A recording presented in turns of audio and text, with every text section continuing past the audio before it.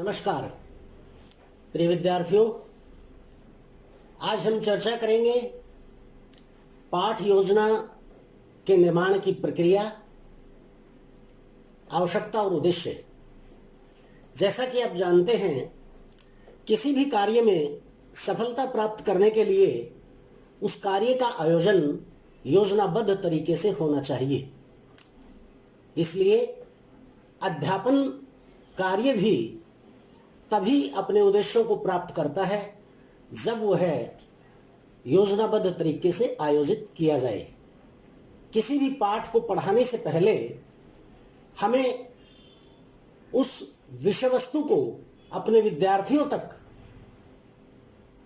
सही तरीके से संप्रेषित करने के लिए उस विषय से संबंधित पाठ योजना की आवश्यकता होती है।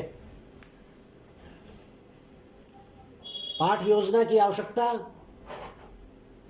शिक्षक के लिए उतनी ही आवश्यक है जितना किसी एक इंजीनियर के लिए भवन निर्माण की प्रक्रिया में उस भवन का एक मॉडल बना लेना, एक ब्लूप्रिंट तैयार कर लेना, उस भवन के निर्माण की ऐसी योजना, उसका ऐसा एक चित्र तैयार कर लेना, एक मानचित्र तैयार कर लेना, जितना आवश्यक है उस अभियंता के लिए, उससे भी कहीं ज़्यादा आवश्यक है एक अध्यापक के लिए कि उसे अपने विद्यार्थियों को जो विषय वस्तु संप्रेषित करनी है, जो सिखाना है, उसकी योजना बनाए।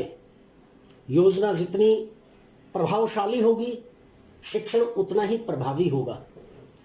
कक्षा में सफल एवं प्रभावी शिक्षण हेतु एक सरल, सहज, सुग्राह्य पाठ योजना की अत्यंत आवश्यकता होती है। शिक्षण की प्रक्रिया में पाठ योजना की आवश्यकता अपरिहार्य है। पाठ योजना के बिना एक सफल शिक्षण संभव नहीं है। पाठ योजना में विशेष उद्देश्य लेखन कक्षा शिक्षण को दिशा प्रदान करते हैं। यह कक्षा नियंत्रण तथा प्रेरणा एवं व्यक्तिगत विभिन्नता की आधार पर शिक्षण प्रक्रिया के नियोजन में सहायता प्रदान करती है। पाठ योजना से बालकों को पूरा ज्ञान होता है, जिस पर शिक्षण आधारित होता है, जिससे छात्र नवीन ज्ञान का निर्माण करते हैं। उस पाठ योजना की हमेशा आवश्यकता रहती है। किसी पाठ्य वस्तु के दैनिक शिक्षकों सफलता एवं प्रभावी रूप प्रदान करने हेतु पाठ योजना आवश्यक है। प्रिय विद्यार्थियों, इस विषय वस्तु का व्यवस्थित होना, विषय के अनुसार इसका प्रभावशाली संगठन होना और इस पाठ योजना का सही ढंग से प्रस्तुतिकरण होना बहुत आवश्यक होता है। इसकी आवश्यकता इसलिए और भी ज़्यादा हो जाती है कि शिक्षक शैक्षिक लक्ष्य तथा प्रक्रियाओं का नियमन संपूर्ण लक्ष्यों तथा क्रियाओं के रूप में तैयार करता है। चिंतन में क्रमबद्धता एवं विकास के लिए पाठ योजना आवश्यक है। पाठ योजना अध्यापक के लिए एक मार्गदर्शक का और मित्र का कार्य करती है। पाठ योजना शिक्षक को आवश्यकता अनुसार समय विभाजन और प्रयोग के अवसर देती है। पाठ योजना शिक्षक के लिए एक मार्गदर्शक की भूमिका निभाती है। पाठ योजना की आवश्यकता शिक्षण प्रक्रिया में अति महत्वपूर्ण भूमिका है। पाठ योजना के माध्यम से हम पढ़ाने के लिए जिस सहायक सामग्री की आवश्यकता होती है, उसकी पूर्ण जानकारी हमें हो जाती है। हम वो सारी सामग्री पहले से तैयार कर लेते हैं। शिक्षक को अपने विषय के संप्रेषण में, सफल संप्रेषण में विद्यार्थियों तक विषय वस्तु को सहज भाव से सफलतापूर्वक संप्रेषित करने के लिए अध्यापक के लिए पाठ योजना की आवश्यकता सदैव रहती है। पाठ योजना के उद्देश्य। पाठ योजना के उद्देश्य जैसे ही कि हमने पहले चर्चा की है कि किसी पाठ को व्यवस्थित क्रमबद्ध तरीके से विद्यार्थियों तक पहुंचाना किसी भी अध्यापक का प्रमुख उद्देश्य रहता है। शिक्षण की प्रक्रियाओं में सिखाने के लिए, विद्यार्थियों के कौशल को विकसित करने के लिए हम जिस शैली का प्रयोग करते हैं, उन सारी शैली, तकनीक, विधि इत्यादि जो भी प्रकर्म उपकर्म हैं, उनको जब योजनाबद्ध तरीके से व्यवस्थित करके हम कक्षा कक्ष में जाते हैं और अपने विद्यार्थियों को पढ़ाते हैं, तो वो पहले से की गई योजना हमारे अध्यापन कार्यक्रम में अध्यापक के लिए एक मार्गदर्शक की भूमिका निभाती है। उस मार्गदर्शन में, पाठ योजना द्वारा जो मार्गदर्शन किया जाता है, उसमें कुछ उद्देश्य निहित होते हैं। उन्हीं उद्देश्यों को पाठ योजना के उद्देश्य माना जाता है। Objective of lesson plan. Number 1, कक्षा में शैक्षणिक क्रियाओं का तथा सहायक सामग्री की पूर्ण जानकारी कराना। विद्यार्थियों को जो कुछ हम पढ़ा रहे हैं, पढ़ाते समय की गई गतिविधियां तथा अपनाई गई सहायक सामग्री, इसकी पूर्ण जानकारी विद्यार्थियों को हम कराएं, ये पहला उद्देश्य होता है पाठ्य योजना का। पाठ्य योजना का दूसरा मुख्य उद्देश्य है निर्धारित पाठ्य वस्तु के सभी तत्वों का विवेचन करना। हमने एक निर्धारित कालांश में जो विषय वस्तु, जो टॉपिक डिस्कस करना है, विद्यार्थियों को उस विषय वस्तु के सभी फैक्टर्स, सभी तत्व समझ में आ जाएं, ये निर्धारण हमें अपनी पाठ्य योजना में करना है। ये उसका उद्देश्य है। प्रस्तुतिकरण के क्रम तथा पाठ्य वस्तु के रूप में निश्चितता की जानकारी कराना। कक्षा शिक्षण की समय सीमा में, पढ़ाने के लिए जो एक निर्धारित समय सीमा हमें प्राप्त होती है, उस समय सीमा में शिक्षक के भूल जाने की, किसी टॉपिक को छोड़ देने की संभावना कम हो जाती है पाठ्य योजना पर। पाठ्य योजना होने पर जो भी विषय वस्तु संप्रेषित की जानी है, जो लेक्चर डिलीवर करना है, उसका पाठ्य योजना में क्रमबद्ध तरीके से पहले से वो समाहित होती है और उसी के आधार पर हम उसको डिलीवर करते हैं, उसका संप्रेषण करते हैं। इसलिए क्रमबद्ध तरीके से प्रस्तुतिकरण हो जाता है पाठ्य योजना के द्वारा। शिक्षण अधिगम, सहायक सामग्री के प्रयोग के स्थल, शिक्षण विधि तथा प्रविधियों का निर्धारण करना भी पाठ्य योजना का उद्देश्य है। क्या निर्धारित हो जाता है पाठ्य योजना से? जब हम कोई लेसन प्लान करते हैं पहले से ही, तो हम क्या कि हमें जो पढ़ाना है, जो सिखाना है, वो निर्धारित हो जाता है उस पाठ्य योजना में। कौन सी सहायक सामग्री का प्रयोग करना है और किस स्थान पर करना है, कौन सी शिक्षण विधि, कौन सा मेथड अपनाना है, कौन सी प्रविधियों को अपनाना है, ताकि हमारी विषय वस्तु जिस तरीके से हम चाहते हैं कि बच्चों को वो उस रूप में समझ में आ जाए, उसी तरह से बच्चे उसे ग्रहण कर पाएं। ये निर्धारित हो जाता है पाठ योजना के निर्धारण से।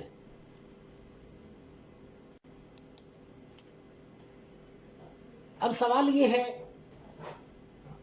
कि पाठ योजना की रूपरेखा, पाठ योजना का स्ट्रक्चर, पाठ योजना का प्रारूप ये कैसे निर्धारित करे एक अध्यापक।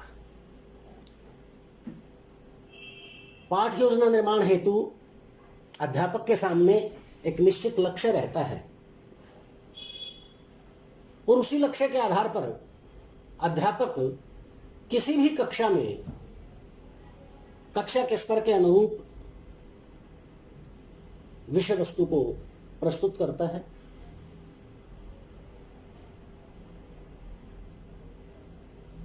उस पाठ योजना के रूपरेखा, एक आदर्श रूपरेखा अध्यापक तैयार करता है। एक पाठ योजना की आदर्श रूपरेखा क्या होनी चाहिए, उसकी तैयारी कैसे की जानी चाहिए, इसका हम आगे उल्लेख करते हैं। बहुत ही सरल है। पहला गुण उस पाठ योजना में होना चाहिए सामान्य सूचना। सामान्य सूचना का मतलब इसमें पढ़ाई जाने वाली विषय वस्तु का शीर्षक दिया जाए, पहले कक्षा, कालांश, अवधि, विषय, प्रकरण, दिनांक, ये छोटी छोटी बातें सूचना के रूप में एक निश्चित निर्धारित फॉर्मेट में, प्रारूप में शामिल की जानी चाहिए। जिस विद्यालय और कक्षा का शिक्षण, जिस विद्यालय में हम शिक्षण कर रहे हैं, जिस कक्षा को हम पढ़ा रहे हैं, उसका भी उसमें नाम अवश्य लिखना चाहिए। सामान्य उद्देश्य, दूसरा जो पाठ योजना की रूपरेखा में तत्व है वो है सामान्य उद्देश्य। लेखन प्रथम बिंदु की आधार पर सामान्य उद्देश्य को निर्धारित किया जाता है। भाषा, रसायन,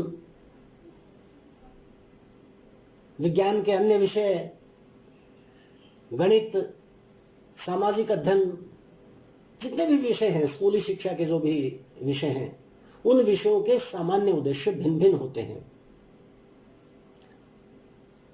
तो विषय अनुसार हमें उस पाठ योजना में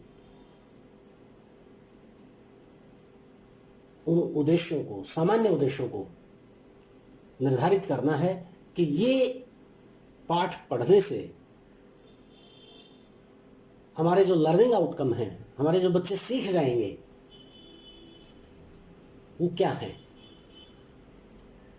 वो हमारा एक उद्देश्य है कि हमने बच्चों को ये पाठ पढ़ाना है तो उससे बच्चों को संबंधित विषय वस्तु की ये जानकारी प्राप्त हो जानी है। तो ये सामान्य उद्देश्य है हमारा उस पाठ योजना के रूपरेखा में। विशेष उद्देश्य क्या है? पाठ विशेष को पढ़ाने में जिस उद्देश्य की प्राप्ति होती है वह लिखना चाहिए। विशेष उद्देश्य सामान्य उद्देश्यों पर आधारित होते हैं, परंतु उद्देश्य प्रकरण से संबंधित होता है। ये 4 प्रकार के हो सकते हैं, जैसे ज्ञानात्मक उद्देश्य। हम हिंदी विषय में मान लीजिए बालक को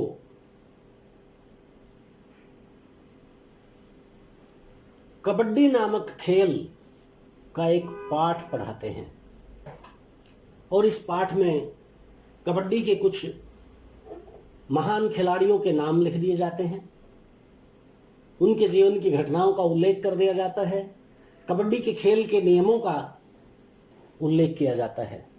तो ये पाठ पढ़ाने से बालक ने क्या सीखा? उसके ज्ञान का विस्तार हुआ, उसे कबड्डी जैसे खेल के नियमों की जानकारी प्राप्त हुई। साथ में भाषा ज्ञान उसे हो ही रहा है, क्योंकि वो उस पाठ को पढ़ रहा है, उस पाठ को लिख रहा है।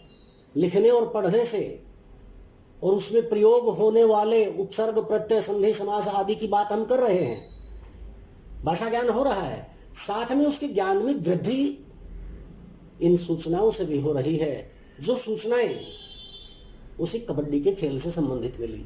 बोधात्मक दूसरा उद्देश्य, बोध होगा उसे, खेल भावना जागृत होगी, उसके आचरण में खिलाड़ियों के प्रति सम्मान, खेल के प्रति सम्मान, ये उसके आचरण और व्यवहार में ये उसका बोधात्मक विकास होगा।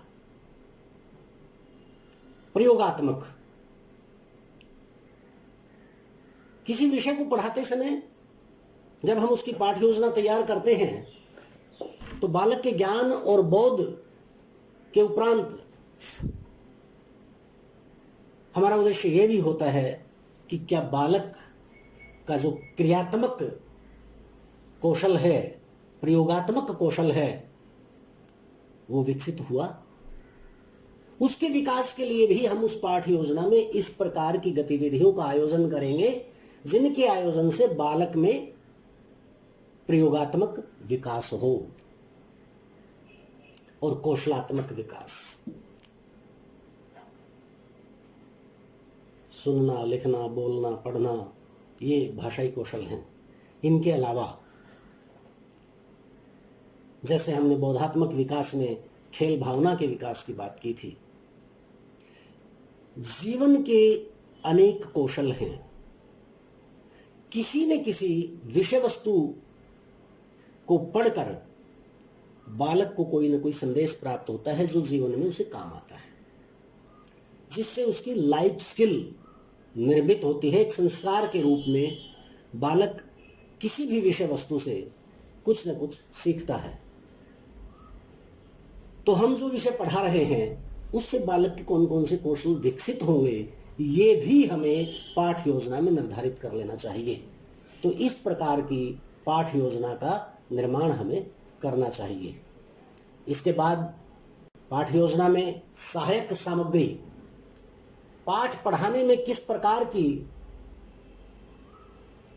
अधिगम सामग्री की, पढ़ाने के लिए उपयुक्त सामग्री की आवश्यकता पड़ती है, उसका उल्लेख हमें पहले से कर लेना चाहिए।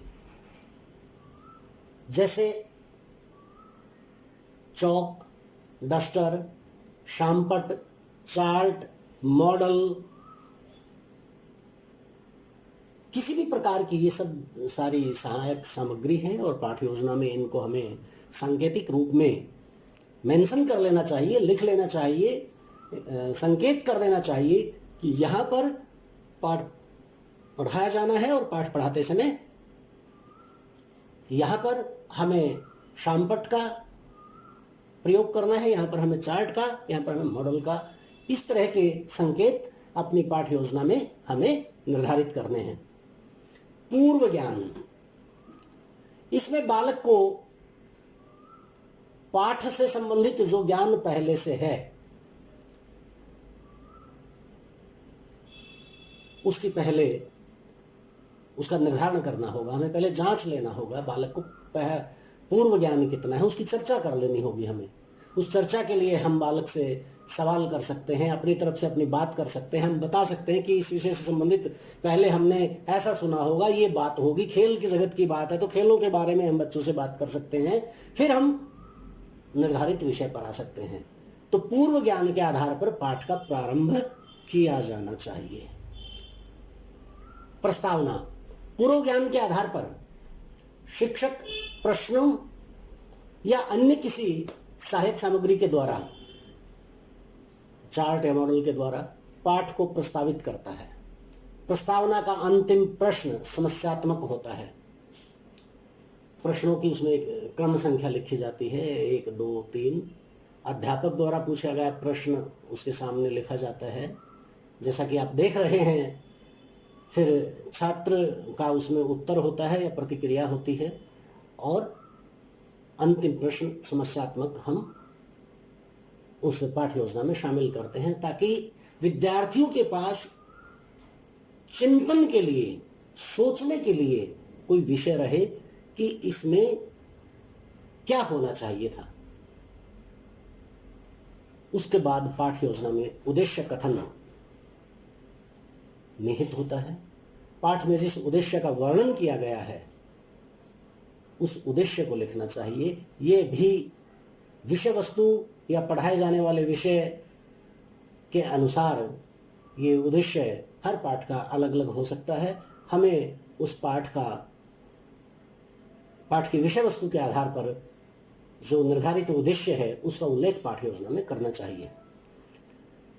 प्रस्तुतिकरण, लेसन प्लान के पाठ योजना के इस भाग में प्रस्तुतिकरण वाले हिस्से में छात्रों के सम्मुख नवीन ज्ञान प्रस्तुत किया जाता है। जो विषय आज हमें पढ़ाने के लिए आए हैं उस विषय की चर्चा शुरू की जाती है, आरंभ की जाती है।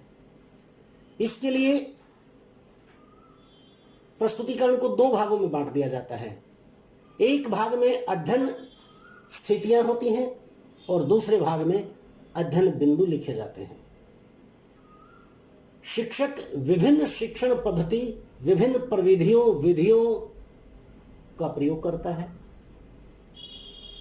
विषय वस्तु को एक या दो सोपानों में, स्टेजेस में, चरणों में प्रस्तुत किया जाता है।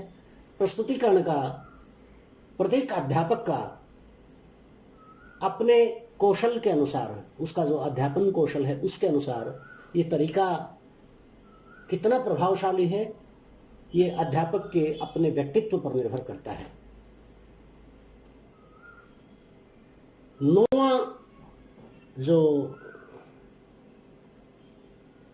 बिंदु है वो है शिक्षक पढ़ाए गए पाठ में से प्रश्न पूछता है जो बोध प्रश्न कहलाते हैं।